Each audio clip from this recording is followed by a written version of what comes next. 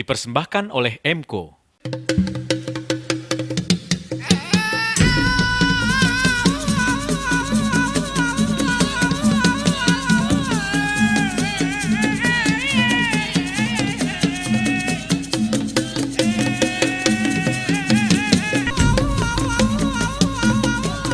Sampailah kami di sebuah kampung di daerah Pandeglang, Banten. Kampung ini bernama Karang Tanjung. Sejauh mata memandang, tampak oleh kami suasana kampung pada umumnya yang terdapat di Banten. Dengan masyarakatnya yang dekat dan sangat berbaur dengan alam sekitarnya. Namun, pandangan kami terhenti pada sekelompok anak kecil bertelanjang kaki yang dengan riang gembira sedang menabuh beduk.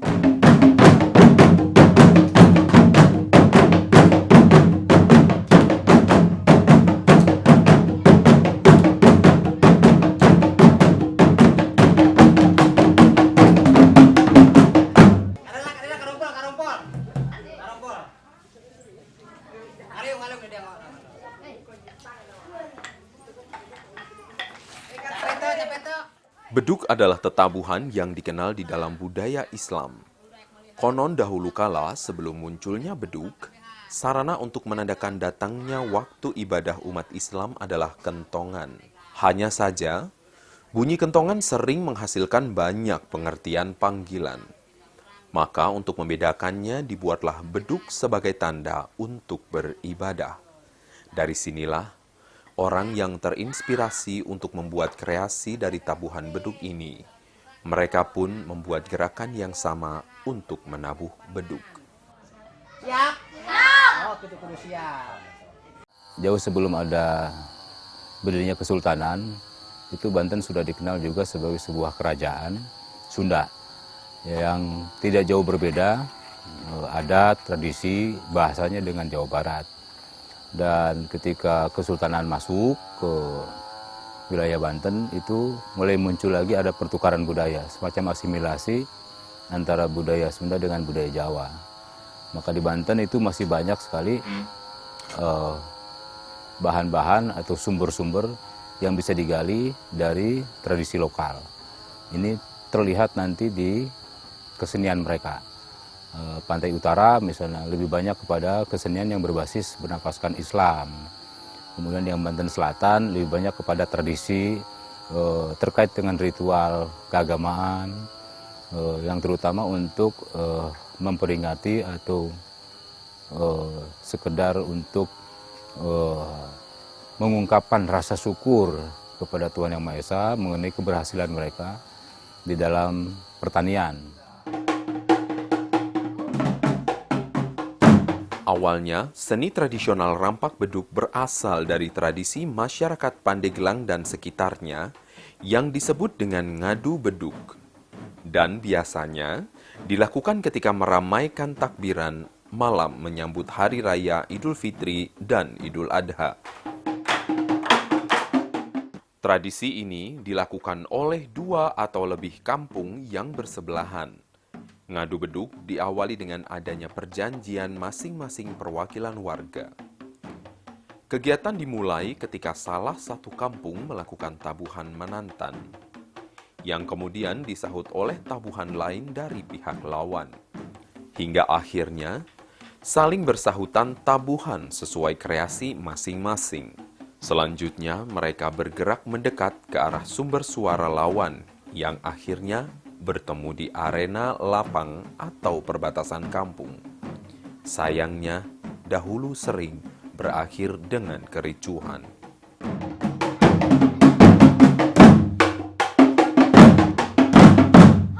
Awalnya ngadu beduk ini memperlihatkan kejantanan sebuah kampung gitu ya.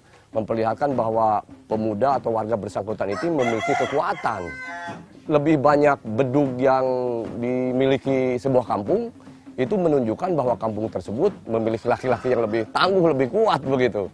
Nah, itu ketika Idul Fitri. Di tengah-tengah Ramadan sendiri itu ada tradisi masyarakat sini melakukan beduk nganjor. Nganjor itu berpindah tempat. Tentu beduknya tidak sebesar yang beduk ditabuh pada saat ngadu beduk. Karena nganjor mobile, bergerak, beduknya lebih kecil. Ini dilakukan menyusuri gang-gang, jalan-jalan gitu, bergerak, bersangkutan dengan yang lain, dan kemudian ketemu di satu tempat dan mereka bermain bersama, begitu biasa. Waditra rampak beduk meliputi satu set beduk kecil berfungsi sebagai pengatur irama, tempo, dan dinamika. Sedangkan beduk besar berfungsi sebagai bass, sementara melodi hanya berasal dari lantunan solawatan yang dilakukan sambil menabuh.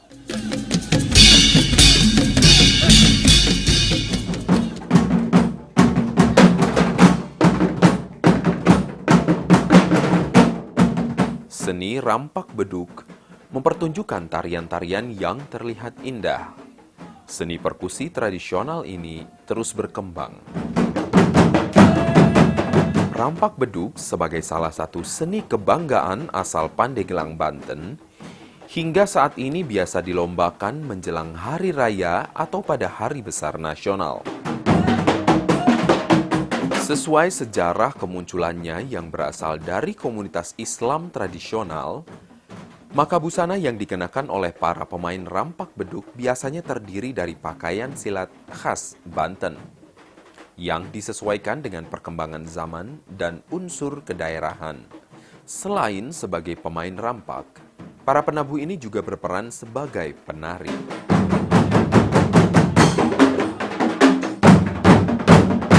Untuk penabuh prianya, yang dikombinasikan dengan sorban sebagai ciri religiusnya, serta warna sebagai pemanisnya. Sementara, para pemain wanitanya memakai pakaian tari-tarian yang tertutup dikombinasikan dengan pakaian mirip silat.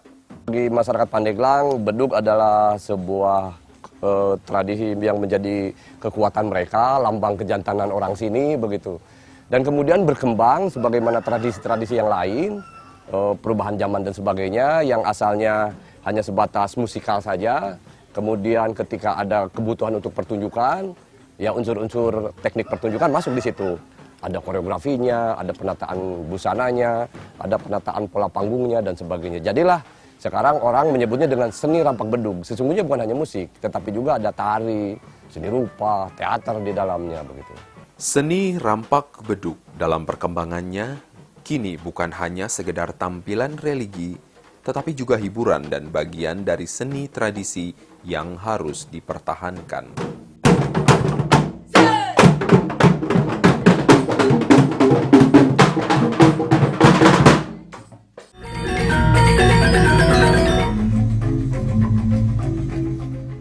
Dipersembahkan oleh Emco. Seni rampak beduk merupakan titik kulminasi estetik dari sebuah tradisi ngadu beduk yang biasanya dilakukan warga pada perayaan Hari Idul Fitri atau Idul Adha. Tari rampak beduk ini disebut dengan beduk panjang karena jumlah beduknya bisa mencapai 20 beduk. Gerakannya yang kompak dan dinamis membuat banyak orang suka menikmati pementasan tetabuhan ini. Sebuah tradisi itu akan bertahan jika masyarakat membutuhkan. Bohong kalau orang-orang menyebut, mari kita lestarikan tanpa ada aktivitas mempertahankannya. Dan Karang Tanjung ini, Sanggar Kembang Tanjung ini membuktikan bahwa baik mereka bukan hanya ngomong, tapi juga memang melakukan. Apa yang dilakukan tetuanya dulu, tentu dengan berbagai polesan dan berbagai kemasan, sehingga tetap bertahan dan disukai oleh anak muda.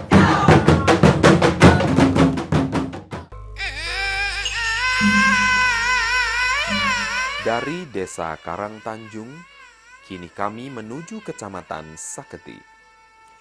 Nama Saketi diambil dari kisah daerah itu sendiri, yang konon sebagian warganya banyak yang tergolong orang-orang sakti. Hampir sebagian besar warga di kecamatan ini mempunyai hubungan sedarah atau persaudaraan. Tapi, ada hal menarik lain yang akan kami tilik di sini. Sebuah budaya tradisi zikir saman.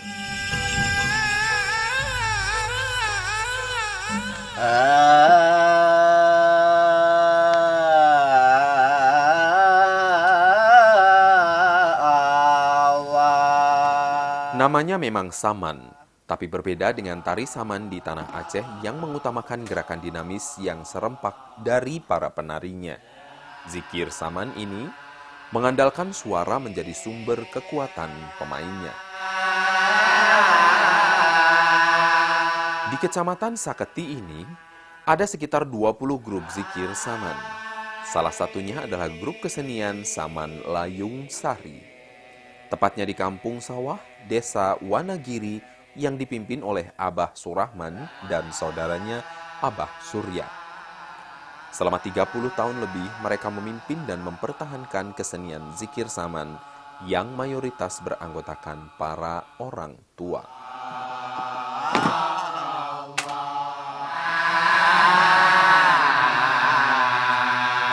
Yang menyebarkan seni saman itu Syekh Saman. Jadi menyebarkan agama Islam itu ku acara kesenian saman. Jadi dari Syekh Saman itu terus ke Kidasik. Nah, ada disebut Saman Dasik. Dari Kidasik ke Kinimong, di Kinimong ke Majasman, Majasman ke Mabakar, ke Bapak Jasinan. Yang sekarang digarap ini yang meneruskan kesenian saman ini. Jadi nggak ada hilangnya itu. Abah Surya adalah keturunan ketujuh yang melestarikan serta mewarisi kesenian tradisional saman ini. Banyak tempat yang sudah dikunjungi untuk mementaskan kesenian tersebut.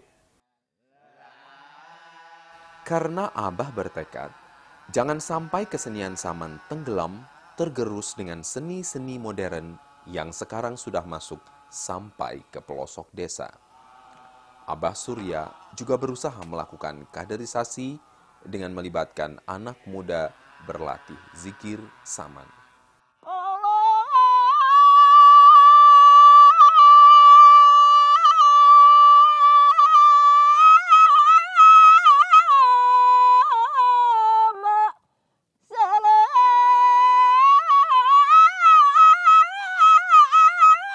Zikir saman ini pertama kali diperkenalkan oleh Syekh Saman dari Provinsi Aceh. Kesenian ini berkembang di abad ke-18 di zaman Kesultanan Banten. Disebut juga zikir maulud, karena di dalamnya disenandungkan syair-syair yang mengagungkan asma Allah Subhanahu wa Ta'ala dan puji-pujian kepada Nabi Muhammad SAW yang terkumpul dalam kitab Barzanji atau sejarah kelahiran Nabi Muhammad SAW.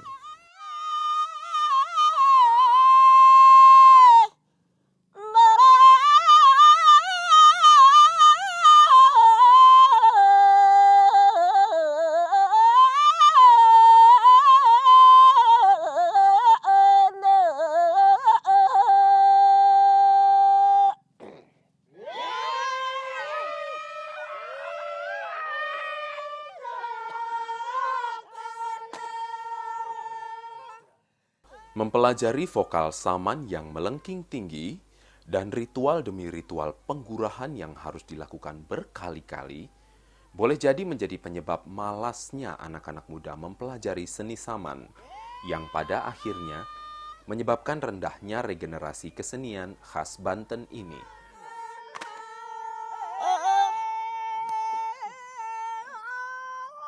Terlebih lagi adanya kepercayaan bahwa ketika ilmu penguasaan vokal yang tinggi itu diturunkan kepada orang lain, niscaya ilmu yang dimiliki oleh sang guru akan terserap oleh muridnya. Konsekuensinya, sang guru sudah tidak memiliki kemampuan dan tidak mampu lagi untuk melantunkan lengkingan vokal saman tersebut.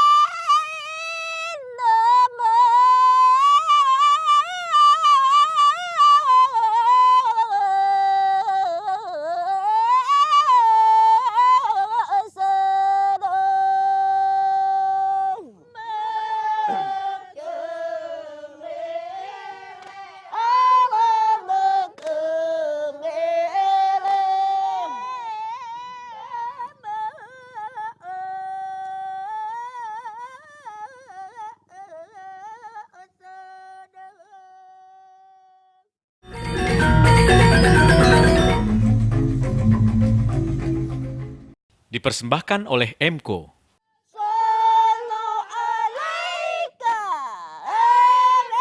Menjadi seorang penembang zikir saman, pada dasarnya adalah mampu mengucapkan huruf-huruf Al-Quran dengan baik. Dan untuk menghasilkan suara yang khas, biasanya pemain saman juga harus melewati proses gurah selama 3 hari tuturnya. Itu suara luar kan susah ya. Suara dalam kan harus ditekan gitu.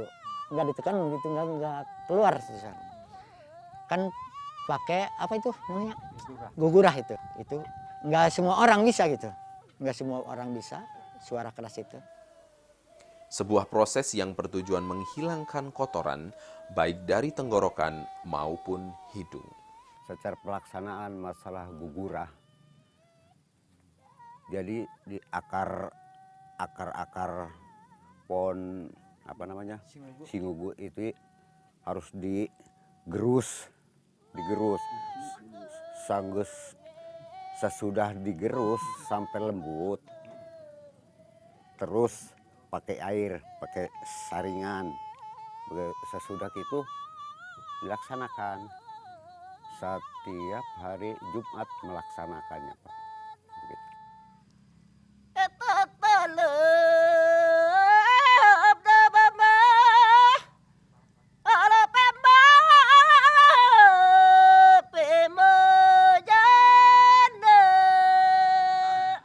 Biasanya, pemain zikir saman berjumlah antara 26 sampai dengan 46 orang.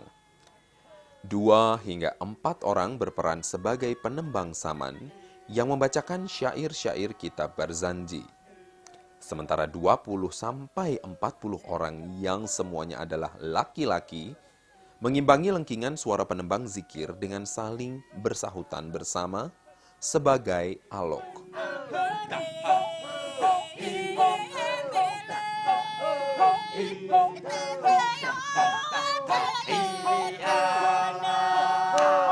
Pola permainan seni zikir saman dilakukan sehari penuh dengan 3 babakan, yaitu babakan zikir, babakan asharakal, dan babakan saman.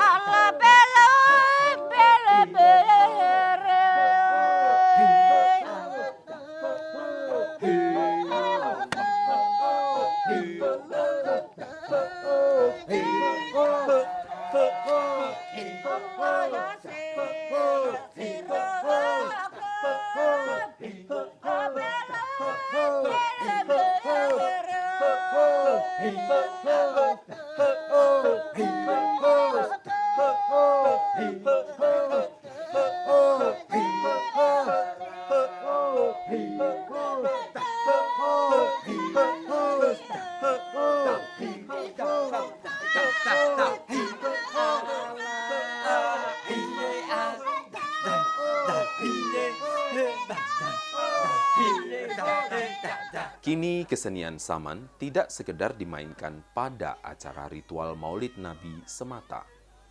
Akan tetapi, dengan banyaknya masyarakat yang mendaulat grup-grup zikir saman ini untuk tampil dalam acara pernikahan, sunatan, dan acara lainnya, semakin membangkitkan gairah berkesenian bagi para pelaku seni tradisi zikir saman.